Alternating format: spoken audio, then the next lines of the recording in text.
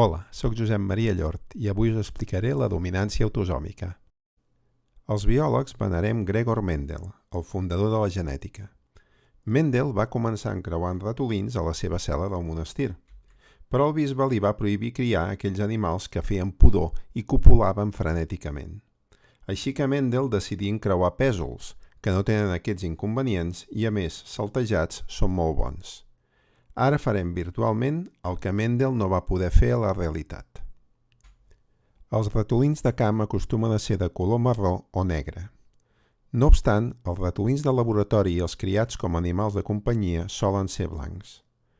El color blanc és, de fet, albinisme, una alteració genètica que també podem tenir els humans i altres animals. El gen que, si no funciona bé, provoca albinisme és el gen TIR, que es troba al cromosoma 7 dels ratolins, per tant, un autosoma. Aquest gen bàsicament té dos al·lels. L'al·lel normal B majúscula produeix color marró. L'al·lel alterat B minúscula produeix color blanc, albinisme. Els dos al·lels tenen una relació de dominància. L'al·lel B majúscula és el dominant i el B minúscula és el recessiu. Això s'acostuma a expressar en una taula de simbologia com la que veiem aquí. Però, què vol dir que un al·lel domina sobre l'altre? Les cèl·lules i els individus diploides tenen dos cromosomes de cada tipus. Aquests dos cromosomes, els cromosomes homòlegs, tenen els mateixos gens però poden tenir al·lels diferents. Els homozigots tenen els dos al·lels iguals. Els heterozigots tenen els dos al·lels diferents. Quin fenotip manifestaran aquests individus? En els gens amb dominància autosòmica, els heterozigots manifesten el fenotip de només un dels seus al·lels. L'al·lel dominant és el que es manifesta en els heterozigots. Es representa amb la lletra majúscula. L'al·lel recessiu és el que no es manifesta en els heterozigots. Es representa amb la minúscula. A l'hora de representar els al·lels, podem fer servir en principi qualsevol lletra, però amb aquestes regles. La mateixa lletra pels dos al·lels. Les lletres diferents s'utilitzen quan es treballa amb diversos gens. La majúscula pel dominant i la minúscula pel recessiu.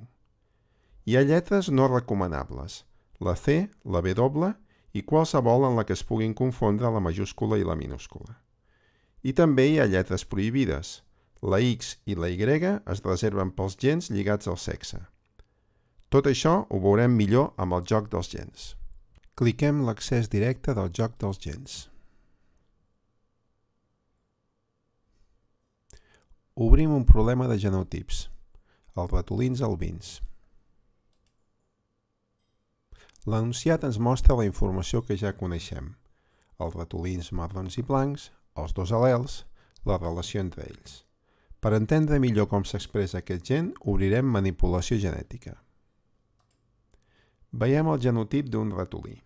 Podem observar i canviar els cromosomes sexuals, que tal com vam veure a la classe anterior, determinen el sexe. També ens mostra els dos cromosomes 7. La ratlleta vermella indica el locus on hi ha el gen TIR. Al costat tenim el valor dels dos al·lels. A baix hi ha el seu fenotip, la manifestació d'aquest caràcter.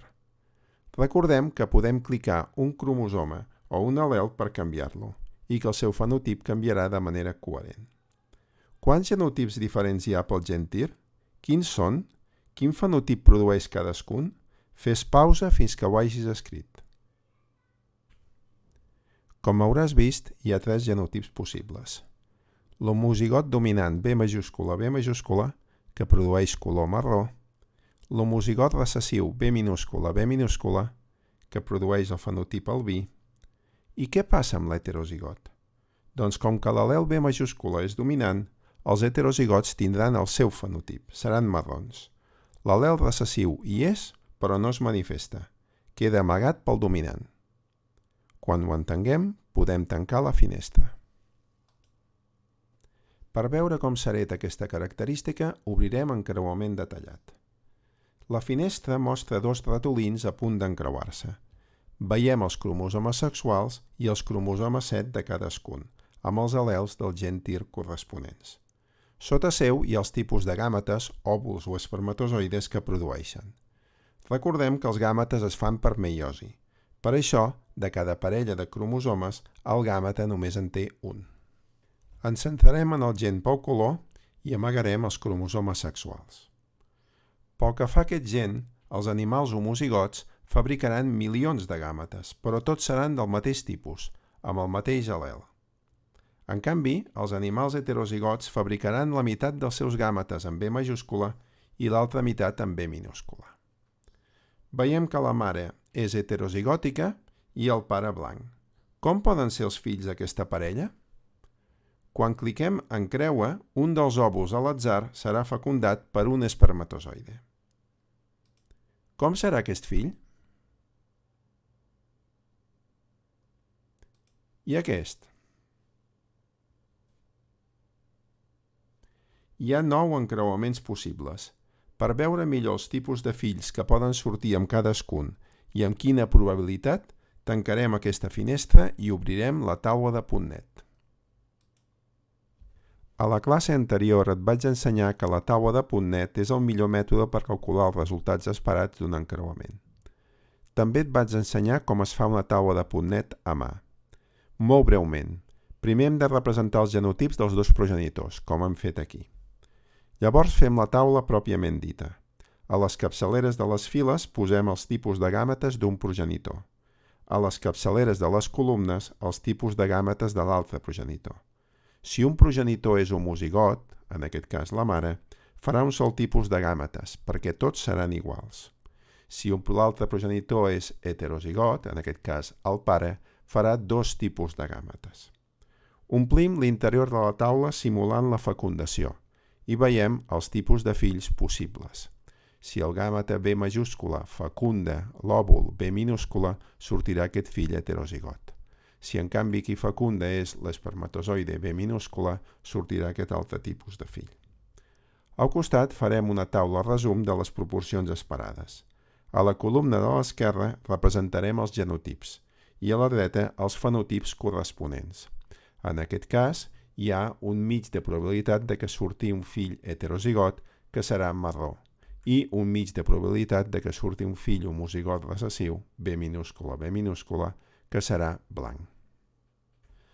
La finestra taula de .NET del joc dels gens fa el mateix, però dibuixant els gàmetes, els fenotips dels progenitors i la seva probabilitat. Podem canviar lliurement els genotips dels progenitors i la taula s'actualitza. Quines proporcions esperem obtenir en l'encreuament entre dos animals heterozigots? Pausa el vídeo i fes la taula de .NET corresponent. Anem a fer-ho. Canviem els progenitors. Com podem veure, hi haurà 4 combinacions possibles de gàmetes, però 3 d'elles donen marró. Per això les proporcions esperades són 1/4 d'homozigots B majúscula i 2/4 o 1/2 d'heterozigots B minúscula. Tots ells seran marrons. Per tant, 3/4 de probabilitat de que el fill sigui marró. I només 1/4 de probabilitat de que sigui homozigot recessiu B minúscula i, per tant, blanc. Aquestes 3/4, 1/4, són les proporcions típiques en la dominància autosòmica quan encreuem dos animals o dos plantes heterozigòtiques. La taula de .NET que hauràs fet a mà tindrà un aspecte similar a aquest. Els resultats haurien de ser els mateixos. Si tens dubtes sobre quines lletres has de posar a la taula, et pot ajudar a dibuixar els cromosomes i pensar en la meiosi i la fecundació. Baixem i tanquem la taula de .NET. Ara que ja sabem com s'expressa i com s'hereta aquest caràcter, el programa ens planteja un problema. Una botiga d'animals de companyia té 10 ratolins i vol saber quin genotip té cadascun. Baixem la finestra i obrim la finestra de deducció de genotips. Aquí tenim els 10 ratolins. A l'esquerra les 5 femelles i a la dreta els mascles, cadascun amb el seu nom. Veiem el fenotip de cada animal i hem de deduir el seu genotip que de moment estan interrogant, la qual cosa vol dir que no el sabem. Si cliquem un cromosoma o un al·lel, el seu valor deduït va canviant cíclicament entre B majúscula, B minúscula i interrogant. Recordem que, a diferència de les finestres anteriors, ara no podem canviar els animals. Cada ratolí té el genotip que té i la nostra feina és descobrir-lo. Feu pausa i deduïu el que pugueu sobre el genotip dels 10 animals. Si podeu, justifiqueu també com ho heu deduït.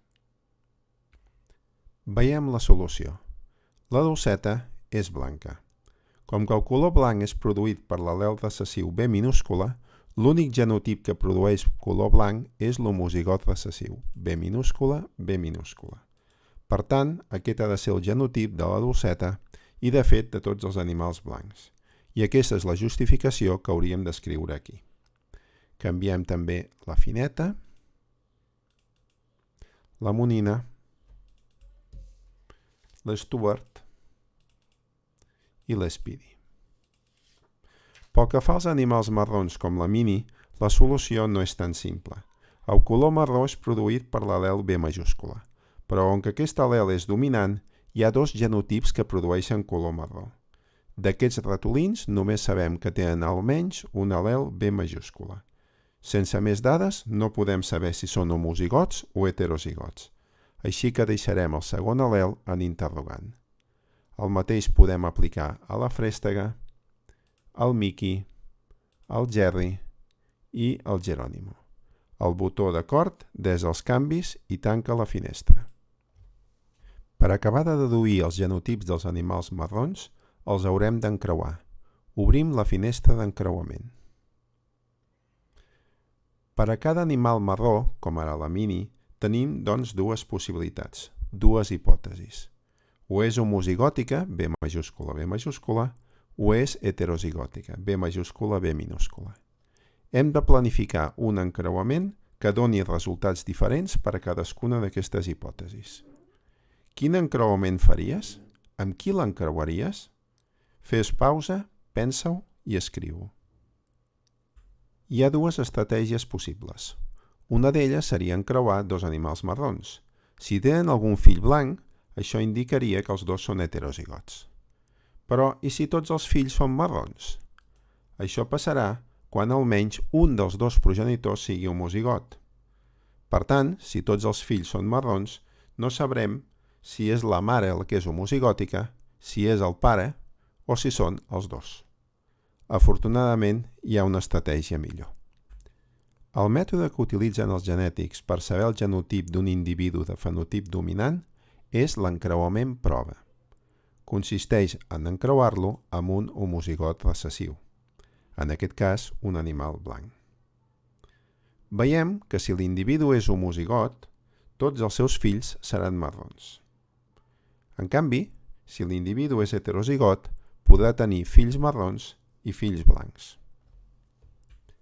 Anem, doncs, a fer encreuaments prova per determinar el genotip dels animals marrons. Encreuem la Mini, per exemple, amb l'Stuart. Veiem els dos progenitors amb les deduccions que havíem fet anteriorment. Cliquem Tenir fills.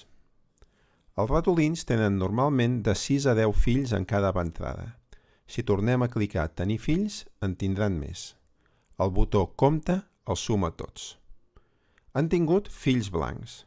Els fills blancs han de tenir el genotip B minúscula, B minúscula. Per tant, com que d'aquests dos al·lels un ha vingut amb l'espermatozoide del pare i l'altre amb l'òvul de la mare, la Mini ha de tenir el genotip B majúscula, B minúscula, ha de ser heterozigòtica. Podem afegir aquesta deducció, com he fet jo ara, directament en aquesta finestra. Anem a determinar un altre animal. Cliquem Nou encreuament. Anem a determinar la Frèstega, l'encreuem igualment amb l'Stuart. Tenim fills, veiem que també tenen fills blancs, per tant la Frèstega també ha de ser heterozigòtica. Nou encreuament. Ja tenim totes les femelles, ara anem a determinar els mascles. El Mickey el podem encreuar, per exemple, amb la dolceta. Tenir fills. Veiem que tots els fills són marrons, però atenció perquè només n'hi ha hagut 6.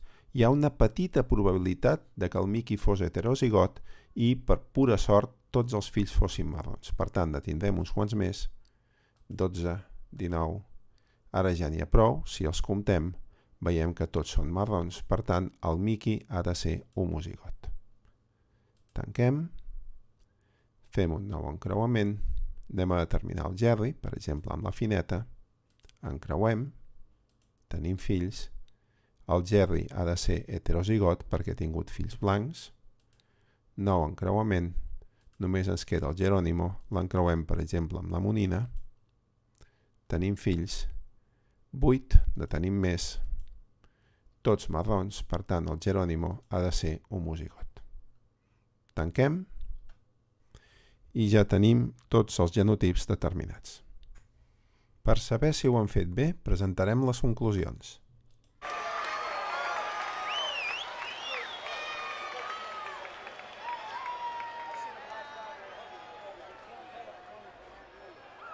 Ja veiem que sí. Enhorabona! Bé, ara fes pausa i escriu el que has après. Posteriorment, fes el mateix amb els exercicis següents. Fins la propera!